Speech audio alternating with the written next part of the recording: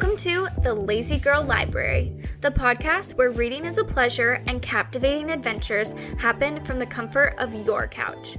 I'm your host, Darbi. And I'm Mikayla.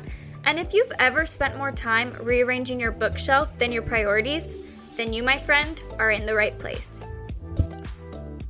We're back. Hello, Darbi. Hi, Mikayla. Hi, listeners. Oh my gosh, I feel like I forgot how to do this. I know. We're back and better than ever. Took a little summer break, but... And kind of spring. kind of spring. It's a kind of a spring and summer break. It's fine. But the important thing is we came back. Mm-hmm. We're back. We're here. We're fresh, rested, and ready to go and dive back into the podcasting world. It's kind of like end of season 1. Now we're starting like season 2, kind of. Yeah. You know, we're going to have some new... I think like collateral Mikayla's been working on. I've been cooking. Cooking on Canva a little bit. We'll see. As always. So let's do life check-in, Darbi. What have you been up to over our break? Someone cue Work by Rihanna. Because that's what I've been doing. Work. Yeah, a lot of work. It was really busy. So during the spring, one of my colleagues who I work really close with, she was on maternity leave. And so I kind of stepped into her role while she was out on maternity leave. So I was kind of doing 2 jobs at once. Rushing it. I did kind of do a good job. Yeah, you did. But it was a lot. So I did that and that's been good. And then just some like celebrations, you know, some friends got married. You know. And then like trips. I got to go to Colorado and visit some friends, and I feel like I did I went to Vermont and that was fun for a family trip. So it's been good. Yeah. It's been fun. What about you? I got married. Yeah, she did. So officially a Mrs. She's a wife. Yep. Crazy. It's still weird to hear. You got 2 rings on now. Yeah. Well, and I just got used to calling Josh my fiance, and now it doesn't even matter. I gotta get used to husband now. Well, I almost called you a bride, and I was like, wait, no, she's not a bride. She's a wife. A whole wife. I was talking to, my parents were here this weekend, and I was talking to my mom, and even myself, I'm like, it's so weird that I'm Mrs. I'm Mrs. Freilich, Mrs. Darby. Like, what? That's so weird. I know. Well, I still call Josh's mom Mrs. Kristen. Really? So it's just one of those, like, that's the way I was raised. I call him Mr. and Mrs. Kristen, and then it just, like, they never told me to call them anything else, so it just kind of stuck. Yeah. Although she did, like, I think a few months ago, was like, you're gonna have to stop calling me that. Like, but she didn't give me an alternative, so I've just been avoiding addressing her directly altogether because that's the only thing in my brain. Yeah. But I'm like, but now I'm Mrs. Kristen. Yeah.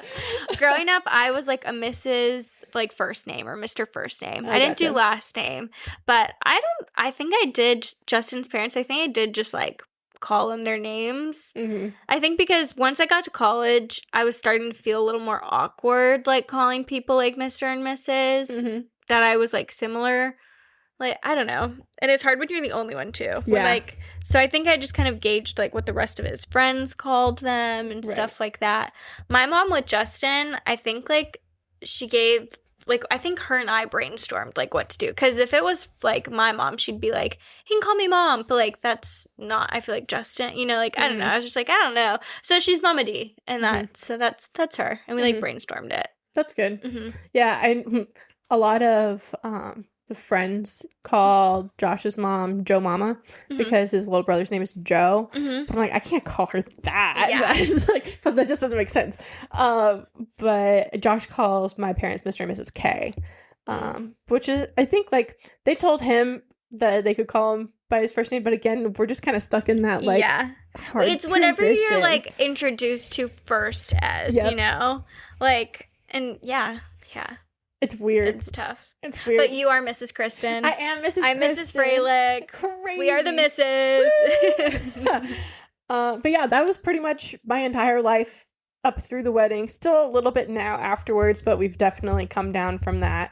It was a gorgeous wedding. It was so, like, when you think of someone who, like, puts in so much detail and, like, genuine thought, and not even for, like, yourself, but just for, like, a guest's perspective, it was so great. And so, like, there were so many book elements to our listeners they were so fun. Her seating chart was a bookcase my pride and joy. Yeah, that she made herself with her Cricut, and you thrifted books, right? Yep, I thrifted books. My grandma had a bunch of old encyclopedias I was able to use. So I got fabric on the clearance sale at Joann's, and I glued and covered, and then used the Cricut to add the names on the spine. I'll share pictures. Yeah, and you had the Mad Libs thing, where you fill in the blanks, so people got to write their own stories, which was cool. It was all so great. It was so special. Thank you. Yeah, it was honestly truly the perfect day.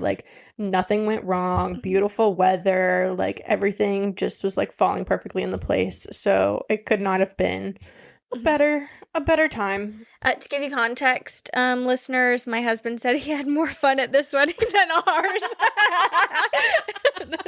In a different way. But it definitely helps that you're not the one getting married. But we had a little more free time on our hands. Yeah. No, Josh and I had a great time, though. And it was so nice. And everybody was able to come. And you just felt surrounded by so much love. And it was a fun party. Yeah. Couldn't have asked for a better day. Shout out Friday weddings. Yeah. The 2-day recovery was so great. That does help. Yeah, we were a little nervous about it because trying to ask people to take time off from work to come to the Friday, but I think people actually really appreciated that, and it helped too, seeing extended family that came in for the weekend. So then you were able to see them a little bit longer too, kind of thing, without such a quick turnaround. Yeah, everything just worked out perfectly, but that's pretty much my only update because that was the only thing going on in my life for a while there. So. I love that. Well, from the break, what was your 5-star and 1-star moment or of the summer? Okay, well, definitely 5-star would be the wedding, obviously. Obviously. My 1-star moment, R.I.P. Pizza Rizzo at Disney World's Hollywood Studios. So for listeners who don't know, me, I at Walt Disney World Hollywood Studios, they had the Muppets Courtyard where they had the Muppet Vision 3D, it's not a ride, but experience show kind of thing. And they have this quick service restaurant called Pizza Rizzo based off of the rat Rizzo in for the whole Muppets. And it's just personal sized pizzas that are the frozen pizzas you heat up really quick. Josh and I are obsessed. We love them. There's something about the pizzas that are just chef's kiss, and it's a little pixie dust on top. It's rat pizza. You can't beat it. No. That's their whole slogan. If you know, you know. Anyway, but they're redoing a lot of parts in Hollywood Studios now, including the Muppet Courtyard that's being rethemed, I believe, to Monsters Incorporated, from what I've heard. Don't quote me on that if that's wrong, but I'm pretty sure that's right. I do know that whole courtyard, though, is being closed and renovated to be completely rethemed. So the Muppets in that area are no more, and thus Pizza Rizzo is no more. We did make a trip out. We did wear t-shirts that said R.I.P. Pizza Rizzo. Oh my gosh. And we did get a picture. Are we crazy? Yes. Was it really that deep? No. But it was to us. And that is my 1-star moment. R.I.P. Pizza Rizzo. It sounds like it affected you hard. It hit me. I mean, I wish I could relate or know of what it was, but I'm so sorry for you. It's okay. I appreciate Maybe the new place will be I hope better. So. I hope so. Change is hard no matter what it is. The nostalgia. It's just a funny theming. We're Muppets people. I know a lot of people don't like them, but we like them, and it was just fun. No, that is fun. Anyway, what about you? What are your 5-star, 1-stars? So kind of similar. Obviously, putting on those 2 large-scale events were my 5-star. One of them was a record-breaking event, raising more than $500,000 to grant wishes. That's really cool. Yeah, it was just. It's hard to explain events because most large-scale events that a person will plan in their lifetime is a wedding, which is a huge deal in itself. But fundraising events are kind of hard because it's not just the event, but it's also the fundraising aspect of the event, and it being, not just 200 people, but over 1,000 people, and there's then a lot different more at play. Vendors. It's just crazy, and I'm just a girl, so.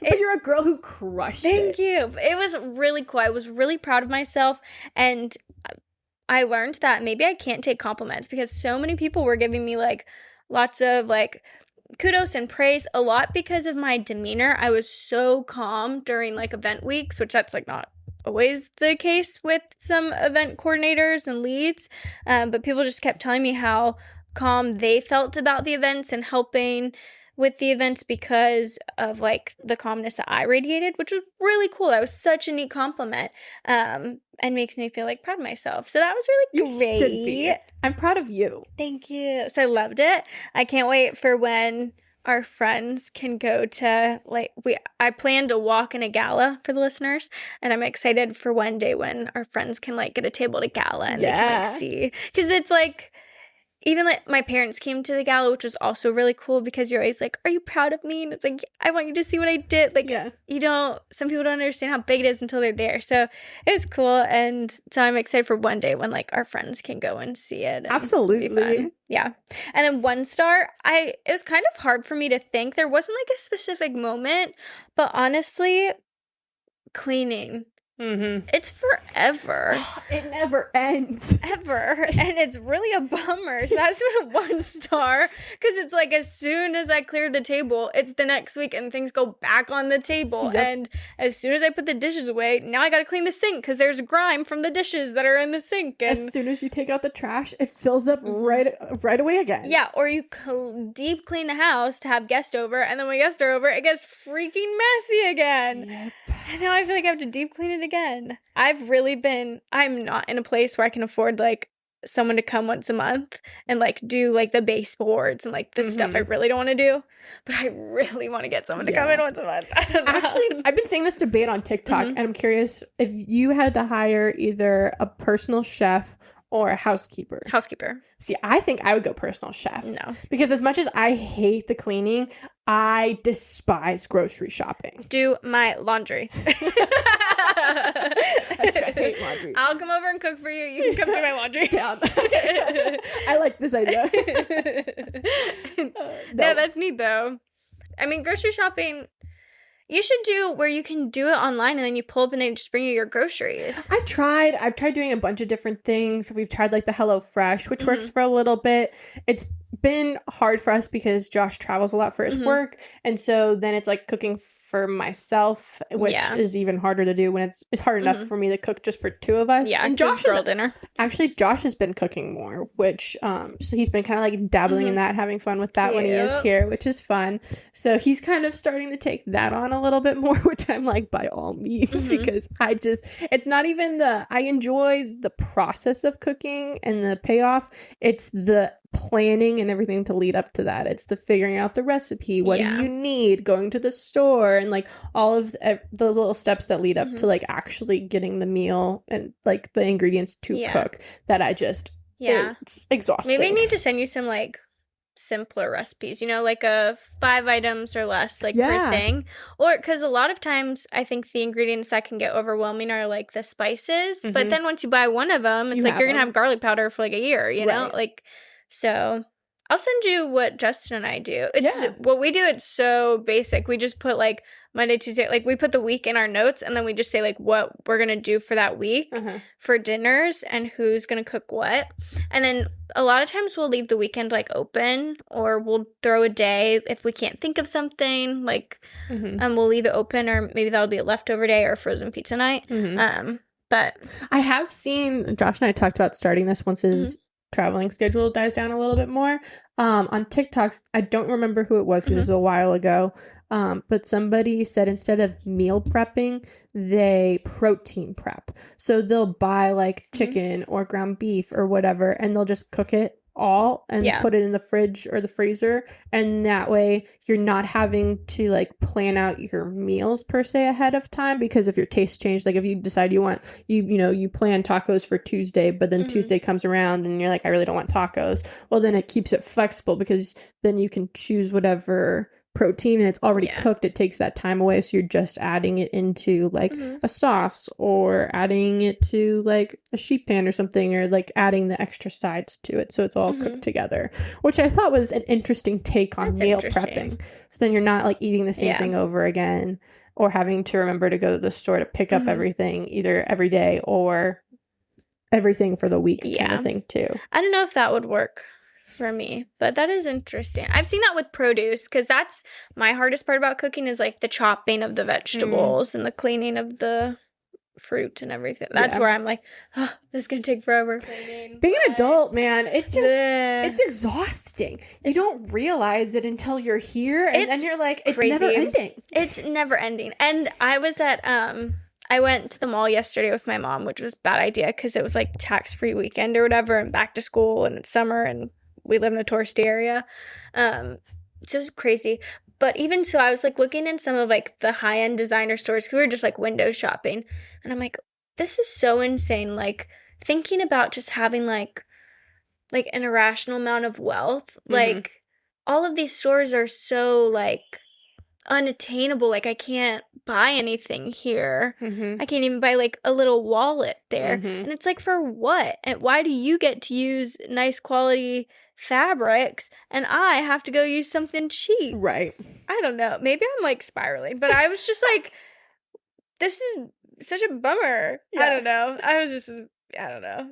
I was like, that's so crazy. Why can't I just buy things? Yeah. Why can't I win the lottery? That's where I'm at right now. Reality just hits real hard sometimes. And it's a 1-2 punch that you never look forward to. No, and that's why we live in our books. Yep. And speaking of books, we're about to enter a new world. Ooh, that transition though. Thank you. So for our next book club pick, we're going to be reading Mistborn by Brandon Sanderson. I'm really excited about this one because I've been like circling the Brandon Sanderson universe for a while, just kind of intimidated. There's a lot.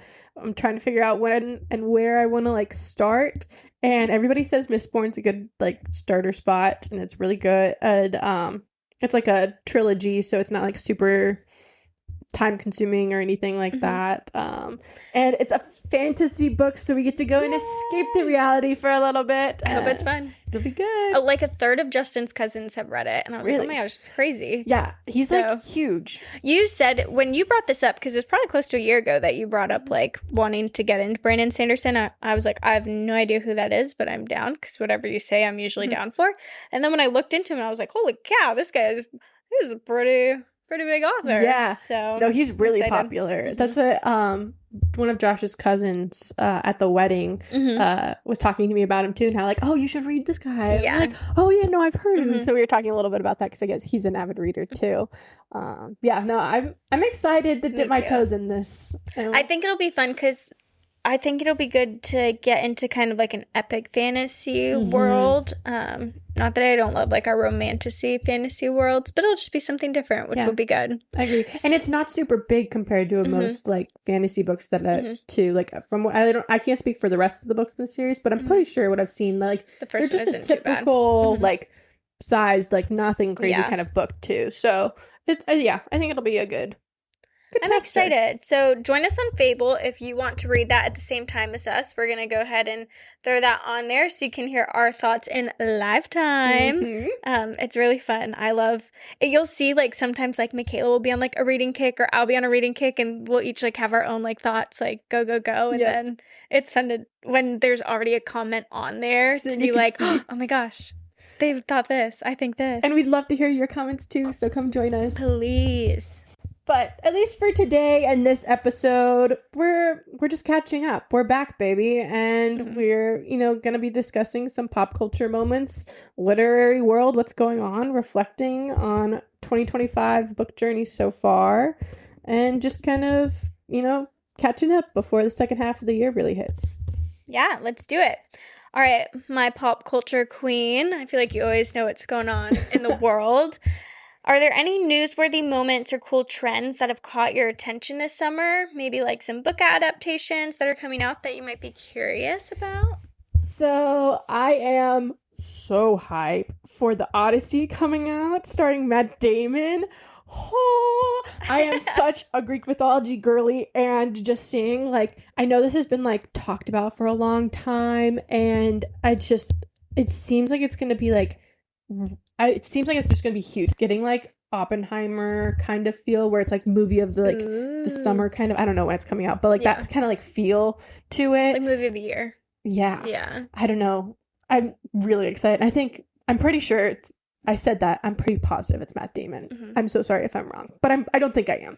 But I think that's going to be really good. And, like, seeing, like, the stacked cast that's in it. And who else is in it? I haven't heard anything about it. Tom Holland, Zendaya, Anne Hathaway. Wait, Tom Holland and Zendaya, that would be fun. Mm-hmm. I don't know. I know Tom Holland plays Odysseus' son, Telemachus, I think is his name.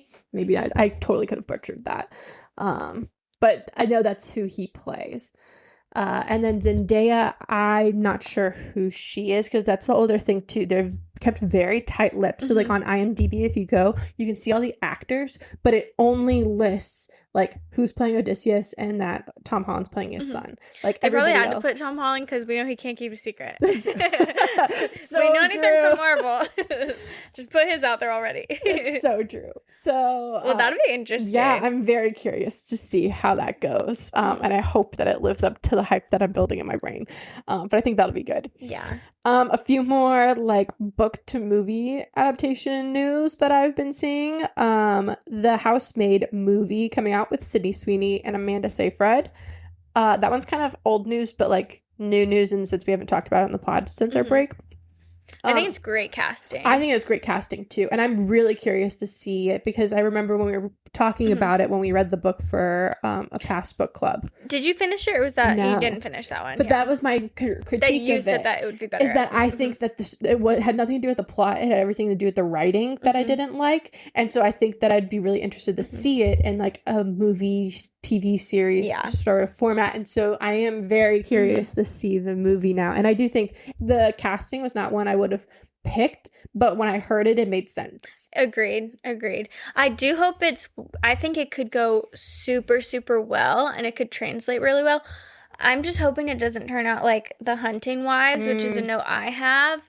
I watched the first episode, and I know this is another book. I don't even think we were doing the podcast when we read The Hunting Wives. This was way back in the day, but we read The Hunting Wives, as a book club book back before we did the pod, and this was a book that Mikayla didn't finish, and it really wasn't a great book. I probably gave it like a 2 stars, maybe 3 stars. It made me feel icky. Yeah, it was kind of an icky one. But it came out in a series, and I was like, oh, maybe it'll be better as a series. Oh my gosh, they made it so, like, raunchy and sexy, and, like, I literally thought I was watching like it was just, like, way too porny. Like, there's more to the story, and yeah, a lot of the story has to do with, like, lust and stuff, but it was just way too much for me in particular. So I hope that it doesn't, like, take a turn. Like, any book to screen can have that, like, can go one or two ways, but I really feel like that The Housemaid has some good potential. Yeah, I think so too. It's like they, like, don't do too much. Like, just do what the book said. Like, that's, I think, what I'm nervous for, is that they're going to try and add, like, more to it. Right. Which is what The Hunting Wives has done. I only watched the first episode of The Hunting Wives, and I'm not planning on watching the rest of the season because I just don't like it. But if they can just do the movie like the book and not do too much, I think it'll be really good. Really good. We shall see. I am excited, though. Another casting that came out that I sent you immediately when I saw it was for The Nightingale, which is our favorite book. Love. I cry. But Dakota and Elle Fanning got cast as the sisters, which is, again, another, like, casting I would have never pulled. But when I saw it, it made sense in my brain. Yes, they were definitely brunette in my head when I was reading the books, but, like, this so makes sense. I'm so intrigued to see, like, who's gonna play, like, which sister. And I'm really interested. And I feel like, well, I'm not really familiar with the Fanning sisters. I mean, I'm obviously familiar with them, but I don't know if I've really seen them in roles like this together. I don't know. I don't think they've done anything together that I've seen. Yeah. I would assume that Dakota would be Vivian. Is that? Yeah, I could see that too. And then Elle would be Isabel. Because they're older and younger in that way, and like just like based on their character, the like character stereotypes that they usually play. I feel like actually, yeah, that makes more sense. Never mind, I'm not confused on who's gonna play who. If they do reverse, then I'm gonna be a little confused. Yeah, but I'm excited. Yeah, no, that's gonna be really. Bring your tissues for real. And that's another one though that I really, really hope that they stick to the source don't material. do too much. You don't gotta do too much. Just you literally have a script and a storyline right there. Yep, I get things have to be cut from a book because you know. You can't have everything in like a really long book and you only have like 2 hours to fill in within a movie. I understand there are things that aren't going to make the cut. However, don't like you said, don't do too much. Don't add in things that are unnecessary. Yeah. Agreed. We just got to leave it. And I stand by that. My other thing though, not book related, but I feel like it should be K-pop Demon Hunters. Madison and I did watch this the other day, but it was in the background while we were like eating, catching up and stuff, but it was good. Okay, so yeah, I liked it. Justin came out and was like, what the F is that? He was like, what is this? And I was like, it's the K-pop Demon Hunters. And he was like, and what is that? And I was like, ask Mikayla. I am not a K-pop girly. That is not my genre. Still isn't really my genre. My sister's the one who's like, you have to watch this. And I've been hearing it on TikTok. So this was like when it started booming and everything. I'm like, are you kidding me? Because you hear the title and you're like, really? And it's like a kid's movie. I'm like, I don't know about this. But she's like, no, trust. You have to watch this movie. Yeah. Okay. So I went over and I watched with her. I was like, okay, yeah, this is pretty good. Yeah. It feels very much like, at least for me, the story of the movie, it's a kid's movie and it's animated. So like it's going to be cheesy, you know, and it isn't like super serious by any means. They have like little jokes and things in there, but it's like a kid's movie in the sense of like how Disney does kids movies where adults can still kind of enjoy it too. With like a touch of like K-drama. Yeah. But the story reminded me very much of like a YA novel that we would read, like a fantasy YA novel, like, and like with the love interests and things like that. I enjoyed. But what I enjoyed more than the movie are the songs, ironically. The songs are fire. I can't stop listening to them. They get stuck in my head all the time. And again, I'm not a K-pop girly, but I will make the exception for K-pop Demon Hunters because something about those songs just hits. My younger sister loves anime, and I watched like one anime that she recommended and it was good, but I've never read any like manga books, and she reads that too, and so I'm really interested in like if there's any sort of stories that like go along with this or what. But it was good. It was fun. I'm glad that you enjoyed it. Yeah, I don't know. That was just one that it did. It reminded me very much of a YA novel kind of plot points. Yeah. But then they added music and it was fun. So that's been popping off and I'm happy that it is. Yeah. No, I hope they make another one. I think they have more to expand on in that world. I think that would be cool. And it's just so popular, there's no way that they're not going to. Yeah. Speaking of book and movie adaptations, what's a book that you would love to see adapted that we might not know is being adapted currently, or is being planned to, whether it be a movie or TV series? And then what book should Hollywood never, ever touch? So I think you and I had the same thought process initially. Yeah. The book that I would love to see I think a movie would be better than a TV series for it would be Caraval. Agreed.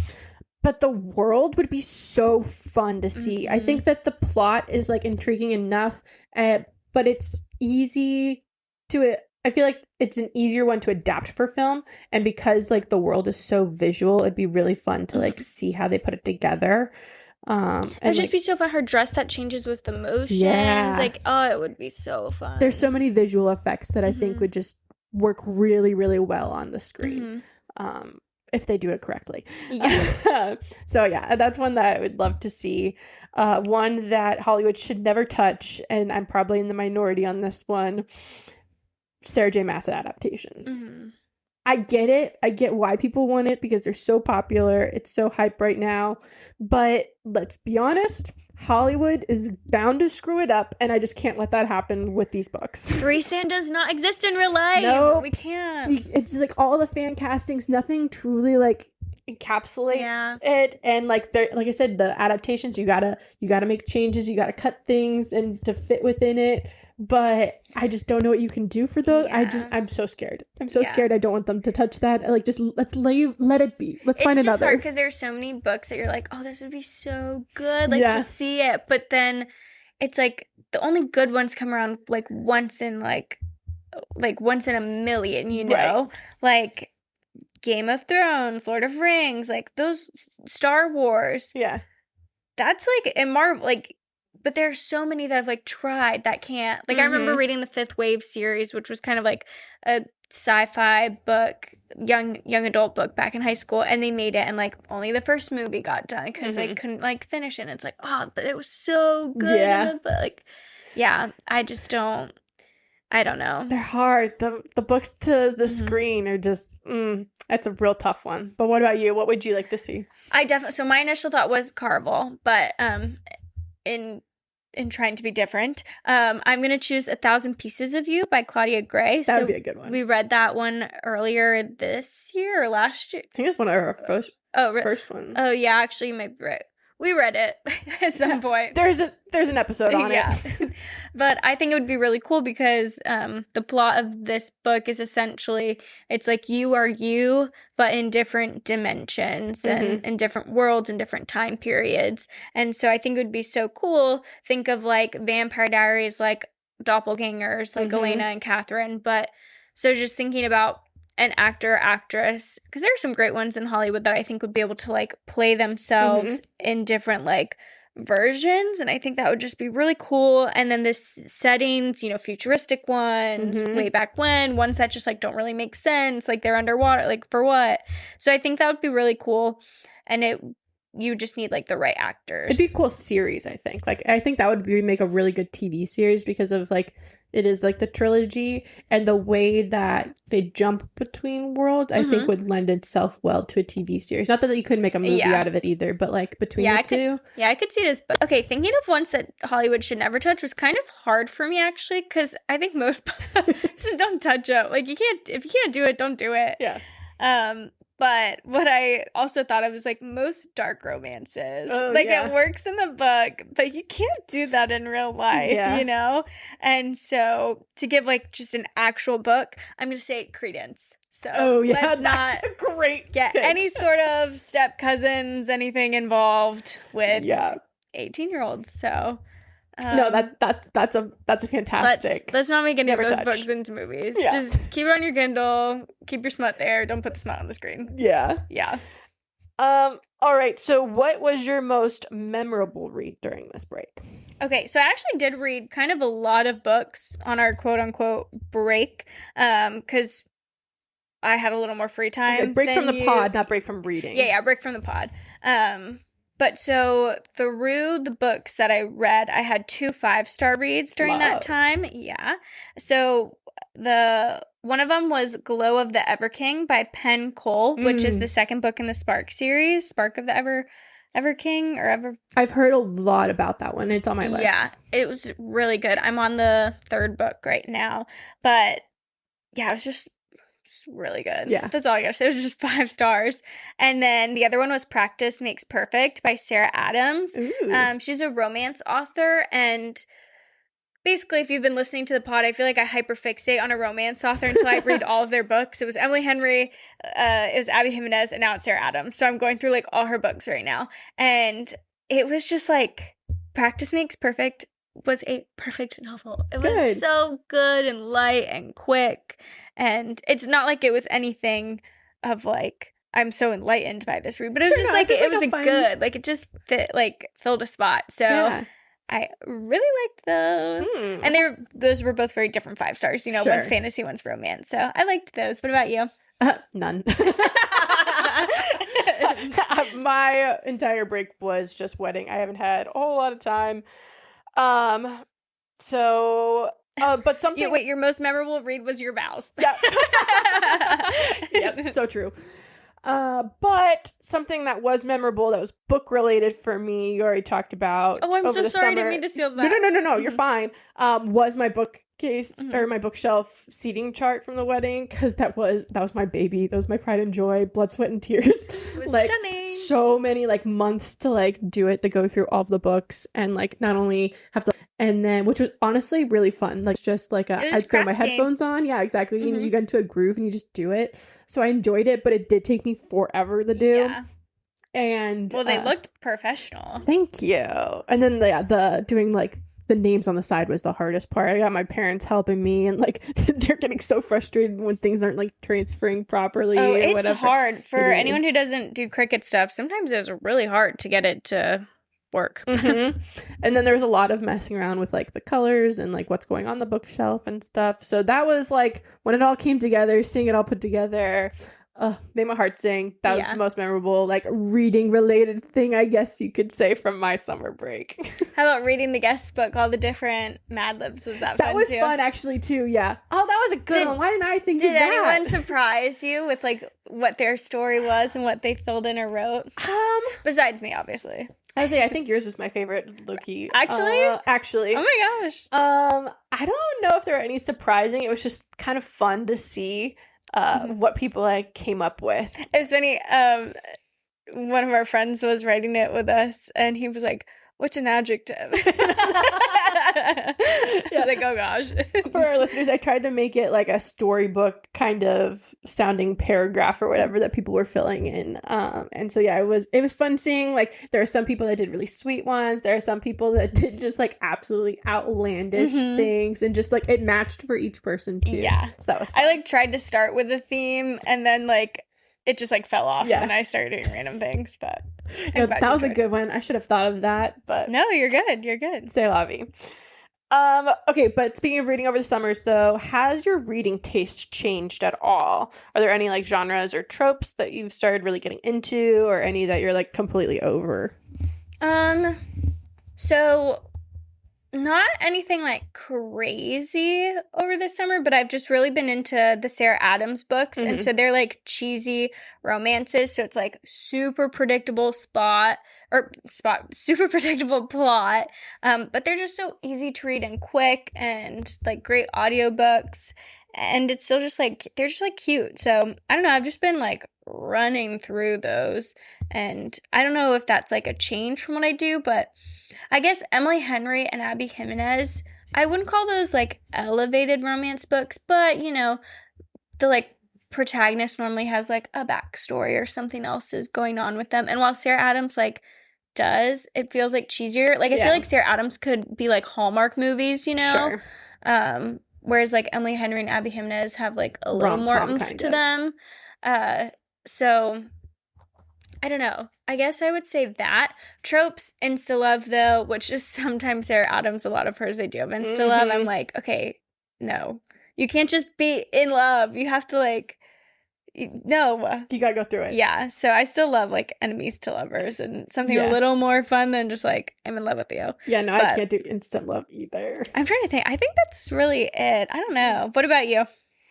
I wouldn't call it a change, but more of an evolution. I'm really vibing with like the epic fantasy books right now. Yeah. I think ever since I got Josh to rewatch The Lord of the Rings, because he watched it for the first time, it was a rewatch for me. It just kind of like kicked this like I love my romantasy, but like wanting that more like epic portion of it, which is why I'm really excited for our book club book. But okay, so this might be a hot take.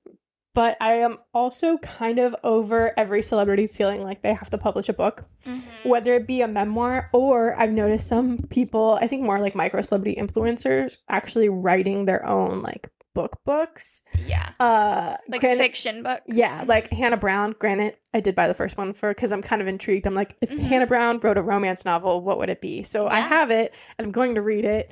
But also at the same time, like, no hate or shade to her, because obviously I did buy the book and I like her and everything, but I feel like I've seen like that trend happen now where more people are starting to do it. I'm like, do we need this? It's like when Kylie and Kendall Jenner made their like book. Remember they made a fantasy book? Like, exactly. When they were in like high school. It just like do we need this? Is this necessary? Like, yeah. I think, like, let's stay in our lanes just a little bit more, you know? I get it, but also they're kind of just using their platform. Like, if I had the platform, like, I'd try and write a book. I'd try so many avenues if I had any sort of influence. That's like, true. you know, That's like, true. get your bag. Yeah.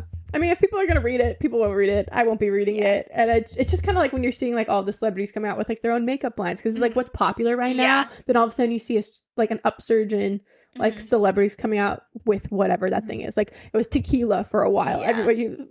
Everybody was having, like, their own tequila brand and this makeup. And now I feel like it's books. And so you're just, like, just leave it alone. You. I'm more so with you on the memoirs, though. I'm, like, we don't need to know all your life stories. Yeah. It's like, should I just do my life story? Like, I got some lore, you know? Right. Like, so I don't know. I'm like, Britney Spears is, like, interesting life. Like, you want to hear about, like, all the crazy stuff that was going on for her. But then some people, it's, like, not to say your life isn't interesting, but is it truly interesting enough for me to sit down and take hours on my day to read a book about it? Yeah. Probably not. Yeah. I mean, yeah. To them it is, but it just, who knows? More power to you, I guess. Yeah. But that is something I'm kind of definitely over. Okay, another thing. Do you think your reading taste matches your real life personality? I think so. I like to learn new things. I'm always like, I love learning different fun facts or whatever, just like knowing a why behind things, which I think is reflected in my reading taste because it's like I have such an eclectic taste. I like reading from all different genres, including like nonfictions.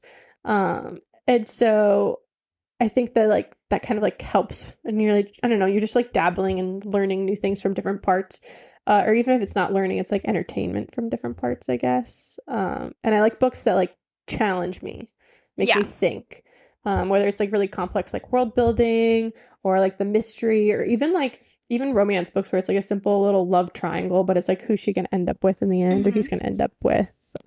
I like the challenge. You're a very detail oriented person, and you like a book with like details and like a lot to it. Mm-hmm. Yeah, you're much more succinct about that than I am. But yeah, that's to a T. Exactly. What about you?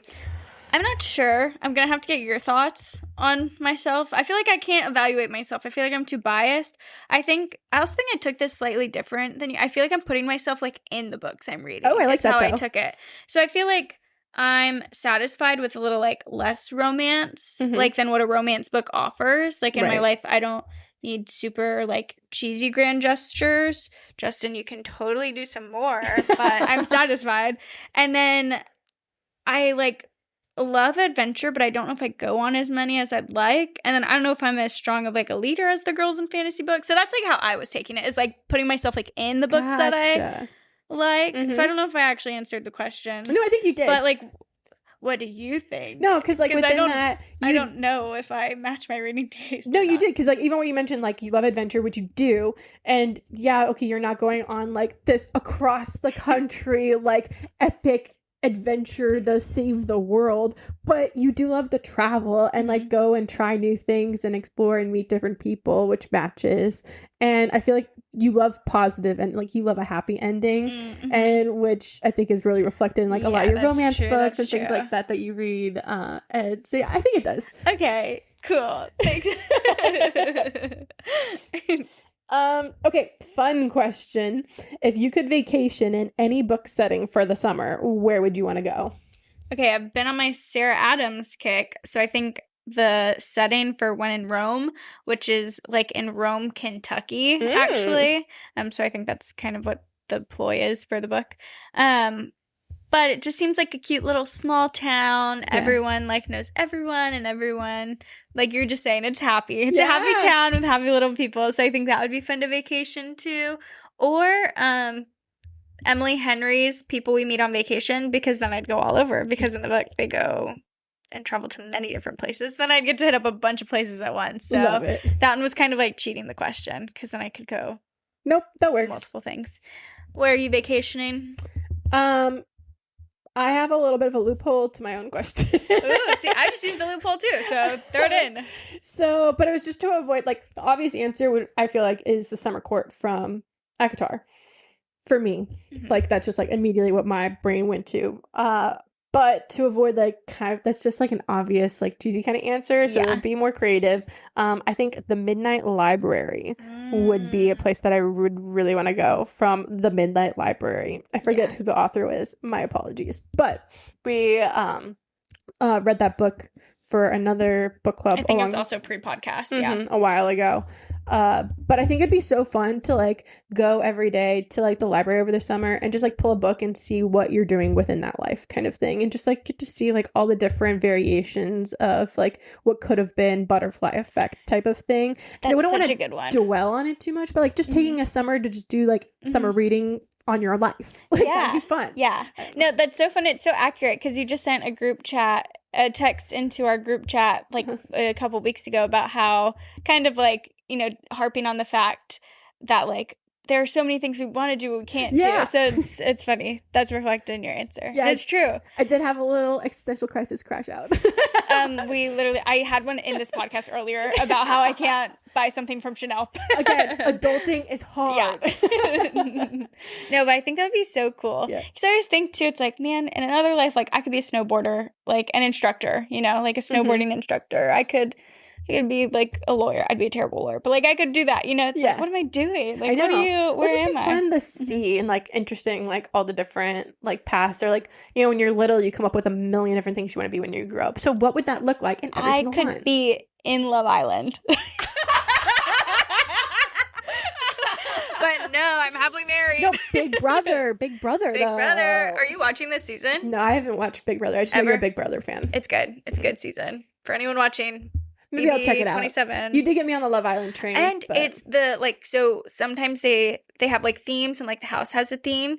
So this year's theme is, like, Hotel Mystique. So kind of, like, Mysteria. Like, okay, you should watch it after this. I'll check it out. Okay, what is your chaotic TBR strategy now heading into the second half of the year? We're a little past halfway point because technically it's July and we're in August, but you know what I'm talking about. Do you have a strategy? Any particular way you want to tackle it? Or are you just vibing and like hoping for the best going into the rest of this year? Good question. I also am adding into like reading goal. So I'm adding that into this question. So in regards to like our reading goal for the year, because a lot of people make them, especially if you're on Goodreads. I'm at 22 out of 34, which is way ahead of where I thought I would be. So I'm definitely not stressed with meeting it. I'm just going to vibe out. And then kind of the same with my TBR. I don't actually think I'll ever finish it. So I don't think I have like a strategy for tackling it. That's to be read for our listeners who might not know the acronym for. Yes. But I don't necessarily have a strategy per se. I will caveat that with like, I guess, a loose strategy that I use. And it's not even like strategy, more like routine is like if I'm reading like fantasies or something heavy, then I do like a romance after, like, you know, book cleanse. So I think that's kind of my same vibe, is just working on that routine. But I have a lot of books on my to be read, and I feel like at the time of the year, it's just like an internal, like I can't even explain it, but it's like I'm just prioritizing some, like some are more popular or some are like a lot of people are talking about right now. So maybe I want to read that one sooner. Or some we're reading for the podcast. So obviously that's going to go up. But a lot of times it just goes on vibes. It's like, okay, I've read a lot about fairies. Do I want to read something about vampires? Or, oh, I haven't read any sports romances in a long time. Should I read something like that? Like, what am I feeling? Yeah. So those are my vibes. What about you? So for my reading goal, I mean, I set a really low one for myself this year, knowing I was going to be reading a lot with the wedding. I was thinking if I set it for like 18. I think I just reached 6. So I'll check for you while you talk. I'm not doing too horrible. I think it's doable. I could do it. But I'm really trying to focus on doing at least 2 a month. So the one for our book club and then one for like myself and like whatever I'm vibing with. Yeah. I typically, my reading strategy when it comes to like what I'm reading next, try to do like a top 5 kind of vibe where I have like a mix of genres, because I do like to change it up between books. So I'll do like, okay, maybe I'm between like these 5 books after I read this one. A lot of times I end up going off script because I get there and I'm like, nope, I don't feel like any of those. I'm going to go with this one, or I'll do like a completely new one or whatever. That's the joy of it. It is. And we're such mood readers too. You have to keep that flexibility with it. But I do try to kind of like keep with it, and it's my way of trying to be more disciplined with my physical TBR, like the books I own, versus like that's totally different going to buy a book. So if I can try to keep myself in that realm so I can get through the books that I own first before just continually buying more. And you're like crazy to me because you have a lot of physical books. I don't have any physical books that I haven't read. Well, nope, that's a lie. I have one physical book that I own right now that I haven't read. Like, I don't do that. Like, if I'm buying a book, I'm buying it to read it. Like, especially now because somebody's a Kindle girly. I can't believe we didn't talk about that. I have a Kindle. My incredible committee gifted it to me after one of our events, and I literally was about to cry, but we had people over. I was so surprised. Like, they didn't tell me they were getting it for me. Anyway, I digress. Continue. I'm sorry. No, that's what we were talking about. So, but especially now, you don't even have the physical. You have them on the Kindle. I've been vibing. But I'm also like, how do I decide which one's physical, which one's not? It's thrown a wrench in a little bit with But I think that is, I was also, while you're talking about that and you calling us mood readers, I'm wondering, so like, I've been definitely reading like fantasy and like, I've been reading the Spark series, but I've been so into like romances right now, and I wonder if it's because, we just had your wedding, and like Justin and I have been like really cute together lately, and it's like I wonder if that's because of my mood. I've just been like kind of like romantic lately, if that's why I've been liking that. And I wonder if like epic fantasy for you were just talking in our group chat about wanting to do other things. Like I wonder if that's why we're in the subconscious. For sure. What are we telling us? Also, you're 33% to your goal right now. Wow. Yeah, 6 of 18. I'm doing okay. Yes. We'll get there. I think it's doable. Oh my gosh, it's so doable. Yeah, I don't know. It's just, you try not to limit yourself, I think, is the important part, and you just do what feels best for you. But at the same time, I do have, like you said, I do have a lot of physical books because I am such a book dragon. I love my hoards and having them around me, and when I see pretty covers, like I can't resist. I have to buy them. But that it's when you get in that mood and like it sounds good for me now, that's why I bought it. But then when it comes time to like actually read it, I'm like, okay, well, I might not be in the mood for it anymore, and I want to read something else, or something's popular, or a new book came out that you want to try. So I'm trying to be better about it. We're gonna get through the physical TBR first, but it is unless hard. It's something that I recommend, then it trumps your physical TBR. And honestly, yes. But it is hard too with the Kindle because I do almost I don't prefer reading. I don't want to say that. That's not true because I do love the physical book, and that will always be my favorite. But when you get in a groove, it's so much easier on the Kindle because it's portable and you don't have to worry about the big book. It's easier to get comfortable with because I have my little cozy setup with my remotes and everything. So it's much easier reading on the Kindle than it is the physical books. So then it's like, okay, I have these physical books. Should I try to find it on like Kindle Unlimited and read on the Kindle? But then it's like, well, then what was the point of buying the physical book if I'm not going to read? I've got caught on those. Yep, exactly. Yeah. But I digress. Yeah. We did it. We're here. I'm like, wow, I'm looking for the next question. I'm like, nope. We finished. No, we haven't done a podcast in a while. Also, for you listeners, Mikayla's going to edit this so you don't even know. But in the middle of this podcast, her computer died. And we were like, did we just lose everything? Which, knock on wood, that's never happened to us before. And we didn't lose everything. Again, all this, knock on wood. Hopefully editing goes well. But it saved everything from the point that it closed off. So we didn't have to go back and redo anything. Knocking on wood as we're talking. But wow, I had a heart attack there. So season 2 starting off strong. We're happy to be back. This is crazy. Yeah, it's fine. We're fine. Everything's fine. We want to know what you guys have been doing over the summer and what we might have missed out on while we were busy doing adult things and not fun book things. We'll be posting like a summer recap on Insta. And so you should definitely leave in the comments, what have you been up to? Tell us fun things. What have you been reading? give us some recommendations. Just say hi.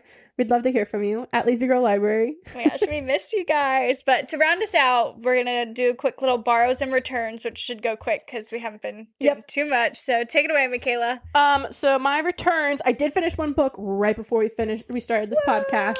Woo! I finally read House of Flame and Shadow by Sarah J. Maas. Mikayla has conquered the SJM universe. I have. It's about time. I would say just in time before the new Ektar book craze starts again. So I am officially all caught up. I did give it 3 stars. It's not my favorite of hers, which hurts my heart to say. I had some qualms about it. It just felt overstimulating to me. I think there was a lot going on all at once that it wasn't necessarily hard to keep up with, but it was just the constant movement between things, and now there's this, and all of a sudden you're getting this information, and you're just juggling all of these different plot points and subplot points and stuff that just became a lot for me. I enjoyed the overarching plot of it, though. I thought it was good, and obviously it was well written. It's Sarah, but love my girl Sarah. But this one specifically, it just it wasn't for me out of all of them. Mm-hmm. But I will be curious to see. I think she has announced that she's doing a 4th one. Yeah, and that one will be more pivoted towards focused on a different character, kind of like a Court of Silver Flames type of vibe. So I'll be curious to see what that one is like. Agreed. I'll read anything she writes, but same. Yeah. And then for borrows, obviously Mistborn, our book club book for this month. And then I am going to do a little palette cleanser beforehand, a little silly little romance of some sorts. I haven't decided on what yet. Emily Henry? Maybe. I was looking before we started recording. I might try her out, give it a shot. So I'll probably do one of those, but I just haven't decided on what yet. And then Mistborn. So what about you? Love it. Okay, borrows, Heart of the Everflame by Penn Cole. So this is a 3rd in that Spark of the Everflame, which it's been really good. But how many books total? Right now, only 3. Okay. And I think the 4th one comes out a year from now or something. So I'm a little bummed. Yeah. I did know going into it that it wasn't finished, but I'm going to forget it all by the time. I'm going to have to reread it, but it's fine. It's really good. And then Returns, The Off Limits Rule by Sarah Adams. And I gave that a 3 stars. So it was good. Nothing crazy. Mm-hmm. But I'm so happy we're here. We're back, baby. We did it. Oh, yeah. So hopefully we'll see you on Fable. Read Mistborn with us. Yeah. I have no idea what Brandon Sanderson is like, his writing style or anything. So I'm so excited to jump in with us. If not, then just catch us here on the pod and let us know how your lives are going. Yeah. We love you. Love you. We'll see you next time. Bye. Bye.